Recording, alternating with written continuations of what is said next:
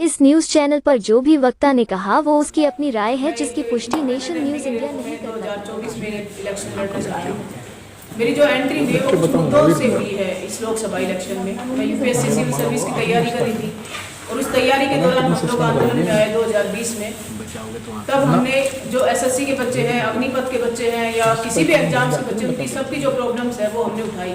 और आज हम देख रहे हैं कि हर पेपर में जो है, हर एग्जाम के जो पेपर आउट हो रहे हैं, वैकेंसियां जो है वो समय पर नहीं आ रही हैं। एक बार फॉर्म भरवा लिए जाते हैं, उसके बाद 4-4 साल तक याद ही नहीं किया जाता है और जो रिवेन्यू जनरेट होता है उसका कोई हिसाब नहीं होता, बच्चों को कुछ वापस नहीं मिलता। तो उसी आंदोलन के दौरान हमने एक मॉडल बिल भी बनाया था कि एक मॉडल एक्ट पास होना चाहिए। मॉडल एक्ट पास होने के लिए हमने उसमें कुछ क्राइटेरिया रखे थे, जिसमें मैं कुछ का वर्णन जो है वो यहाँ करूँगी। उसमें सबसे पहला ये था कि जितनी भी नौकरियाँ हैं उनका कैलेंडर बनना चाहिए एक ऑल इंडिया लेवल पे, कि हर डिपार्टमेंट की जो नौकरी है वो इस महीने में आएगी। जैसे यूपीएससी सिविल सर्विस का कैलेंडर होता है कि फरवरी के मंथ में नोटिफिकेशन आता है, मई में उसका प्री का एग्जाम होता है, फिर उसका मेंस का होता है, फिर उसका फाइनल होता है, प्री डिसाइडेड है सब कुछ। लेकिन जो अदर एग्जाम्स हैं, चाहे वो स्टेट पीसीएस हो, चाहे वो और कोई भी एग्जाम हो, ग्रुप बी के या ग्रुप सी के या ग्रुप डी के, किसी भी एग्जाम का कोई कैलेंडर निश्चित नहीं है। 4-4 साल 10-10 साल तक नौकरियाँ नहीं आती हैं। तो उस एग्जाम का एक कैलेंडर डिसाइड हो और जो 1 डे एग्जाम है उसका जो प्रोसेस है वो 6 महीने में कंप्लीट होना चाहिए और जो 3 स्टेज में जो एग्जाम है उसका 9 मंथ में एक प्रोसेस जो है वो कंप्लीट होना चाहिए। दूसरा, अगर हमारा जो देश आज़ाद हुआ तब से लेकर आज तक 2.4% सरकारी नौकरियां हैं और जो जनसंख्या है वो एक मतलब बड़े उस पर बढ़ती जा रही है। 130 करोड़ की जनसंख्या उससे भी ऊपर हो जो गई है अभी जनगणना होगी तो। लेकिन जो नौकरियां हैं वो उतने की उतने ही हैं। उसमें 50% जो पद है वो हर डिपार्टमेंट में खाली पड़े हैं, चाहे वो अफसर लेवल पे हो, चाहे वो ग्रुप डी और सी कर्मचारी के लेवल पर हो। तो ये है कि जितनी भी आप वेस्टर्न कंट्रीज के एग्जाम्पल आप देखोगे तो गुड गवर्नेंस देने के लिए आपको एक बड़ी मशीनरी भी चाहिए। अगर जनसंख्या ज़्यादा है तो जनसंख्या का 10 से 12% जो है वो सरकारी क्षेत्र होता है। तो जो समय पर जो नौकरियां हैं उनकी संख्या भी बढ़ाई जानी चाहिए। टोटल जो संख्या है नौकरियों की वो जनसंख्या का 12 से 13% होना चाहिए, तो अभी 2.4% है। जितने भी खाली पड़े हैं उनको भरना चाहिए। हर डिपार्टमेंट का एक करीब वो बनना चाहिए बिल की उसमें 10% ज़्यादा पद जो है किसी डिपार्टमेंट में खाली नहीं रहेंगे, ये इस बिल में प्रावधान होने चाहिए। दूसरा, अगर पेपर आउट होते हैं तो फास्ट ट्रैक कोर्ट बनने चाहिए और 3 महीने के अंदर पेपर आउट का जो भी डिसीजन है, जो भी पकड़े जाते हैं उनकी संपत्ति जो है वो नीलाम करनी चाहिए। उसमें कड़ी से कड़ी सजा इसमें जो हम कर सकते हैं वो करनी चाहिए, क्योंकि ये एक तरह से मतलब किसी को मारना, किसी से उसका रोजगार, उसका स्वाभिमान छीन लेना, दोनों एक ही बात है। गरीब परिवारों के बच्चे मेहनत और लगन से इतने साल आप मुखर्जी नगर करोल बाग में आप देख सकते हैं कि तैयारियां करते हैं, 25-25 गज के कमरे में 10-10 साल निकाल देते हैं वो एक नौकरी के लिए, और शाम जब पेपर होता है तो पता लगता है कि पेपर आउट हो गया। अब आप उस भीड़ को आप जब आप उसके रेलवे स्टेशन पे देखोगे ना तो शायद रोंगटे खड़े हो जाएं कि इतने बेरोजगार जो है वो बच्चे वो लड़ रहे हैं। और माँ बाप जो है हर बार पूछते हैं कि क्या हुआ, इस बार एग्जाम नहीं हुआ, इस बार एग्जाम नहीं हुआ। वो शर्म के मारे बता भी नहीं पाता कि उसका कोई दोष नहीं है कि वो इस एग्जाम में सिलेक्ट नहीं हुआ, क्योंकि या तो पेपर आउट हो रहे हैं या वैकेंसियाँ इतनी नहीं। अगर 50 वैकेंसी भी निकल गई ना तो उसके लिए 5 लाख फॉर्म भरे जाएंगे, तो 50 में 5 लाख कैसे सिलेक्ट होंगे। नौकरियां खत्म करी जा रही हैं। और जब तक आप कोरोना पीरियड में भी आपने देखा, अगर प्राइवेट सेक्टर के भरोसे आप सब छोड़ देते तो देश खत्म हो जाता। किसने संभाला? सिर्फ गवर्नमेंट सेक्टर ने संभाला। जितने भी प्राइवेट हॉस्पिटल्स थी उन्होंने अपने जो खर्चे थे वो उतने ज़्यादा बढ़ा दिए कि आम आदमी जो है अपना इलाज ही नहीं करवा सकता था।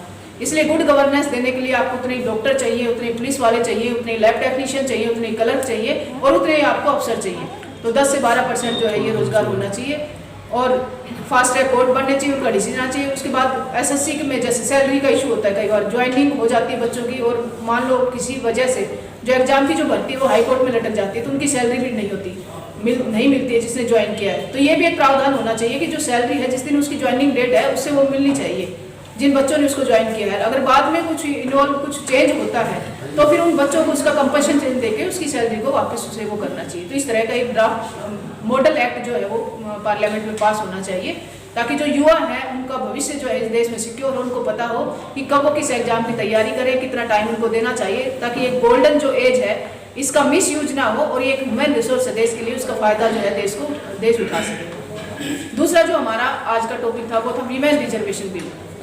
देश आज़ाद हुआ उसमें भी महिलाओं ने भाग लिया, लेकिन देश आज़ाद होते ही जब पावर बंटने की बात आई, रिसोर्स पे कब्जा करने की बात आई, तो उस टाइम महिलाओं को फिर से पीछे छोड़ दिया गया। जिस तरह से घरों में सारा सिस्टम जो है महिलाएं संभालती हैं, और जब पार्टी डिसीजन में मेकिंग की बात आती है तो उसको साइड कर दिया जाता है।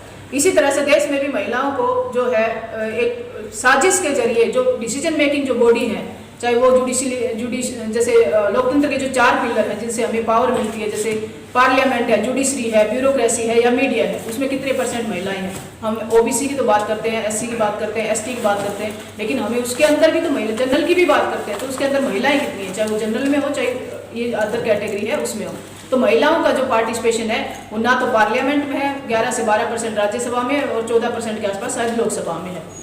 ऐसे ही जो ब्यूरोक्रेसी है उसमें महिलाओं का टॉप लेवल पे पार्टिसिपेशन नहीं है। जुडिशरी में कितनी महिलाएं हैं ये भी हमें देखना पड़ेगा, और मीडिया में टॉप लेवल पर कितनी महिलाएं हैं, क्योंकि अगर जेंडर का पार्टिसिपेशन नहीं है तो ये देश जो है वो जेंडर सेंसिटिव हो ही नहीं सकता। और महिलाओं को उनके हक से एक तरीके से वंचित करना, ये भी एक मतलब ह्यूमैनिटी के खिलाफ एक साजिश है और एक ये क्रूरता है जिसको महिलाओं को आगे आना चाहिए इसको दूर करने के लिए। और जो भाई इन सब चीज़ों को जो, क्योंकि एक महिला का पति भी होता है, उसका फादर भी होता है, उसका भाई भी होता है, समाज के जो लोग वो चाहते हैं कि एक इंक्लूसिव डेवलपमेंट हो, तो उसमें महिलाओं को पीछे ना छोड़ा जाए। वीमेन रिजर्वेशन बिल की हम बात करें तो 76 ईयर हो गए देश को आज़ाद हुए, कितनी बार वीमेन रिजर्वेशन बिल पार्लियामेंट में आए, लेकिन किसी ने पास ही नहीं होने दिया, क्योंकि पार्लियामेंट में वो लोग बैठे हैं जो स्वतंत्रता से पहले भी विरासत नहीं की थी, या तो राजा थे या उनके पास बहुत सारी पूंजी थी, पूंजीपति और विरासत वाले जो लोग हैं उन्होंने ही इस पर कब्जा कर लिया है।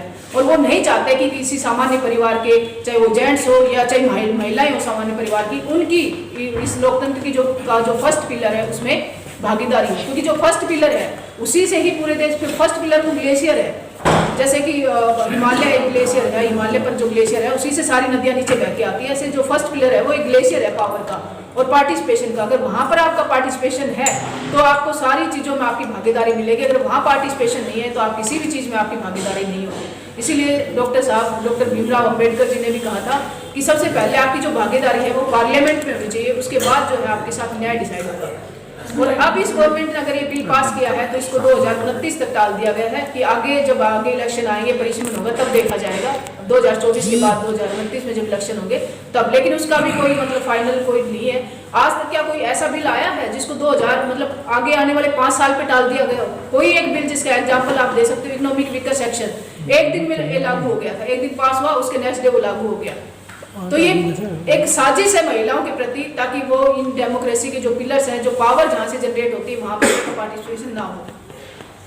तो मैं ये कहना चाहूंगी कि अगर पार्टियां, उनकी नीयत अगर नहीं है महिलाओं को पार्टिसिपेशन देने की, अगर वो आपको नहीं भेजना चाहती संसद में, तो जो पार्टी सिस्टम है वो वैसे भी अवैध है एक तरीके से, क्योंकि संविधान में कहीं भी नहीं कहा गया है कि जो पार्टी है वही डेमोक्रेसी में अपनी भागीदारी देंगी, उन्हीं के कैंडिडेट डेमोक्रेसी में आएंगी।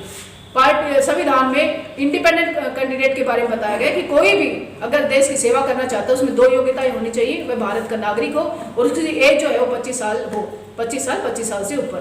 वो जो है MLA MP का जो लोकसभा का जो इलेक्शन है वो लड़ सकता है, ये 2 योग्यताएं आप रखो। उसके बाद संविधान ने तो ये भी कहा है कि जिसके ऊपर हीनियस क्राइम के जो केस चल रहे हैं वो इसका इलेक्शन नहीं लड़ सकता। लेकिन कितने आज MP जो है, जो बाहुबली है, हीनियस क्राइम के जो केसेस हैं उनके ऊपर लगे हुए हैं, लेकिन वो वहां पर बैठे।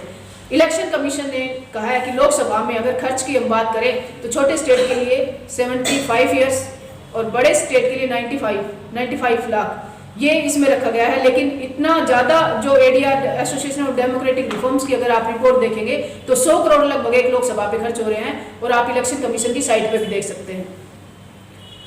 तो मैं यही कहना चाहूँगी कि महिलाएं जो हैं, जो इलेक्शन लड़ना चाहती हैं, तो वो पार्टी की वेट ना करें, किसी टिकट की वेट ना करें। इस देश के संविधान को उन्होंने पावर दी है और वो निर्दलीय कैंडिडेट के रूप में अपना कैंडिडेचर जो है वो दे सकते हैं ना इलेक्शन में।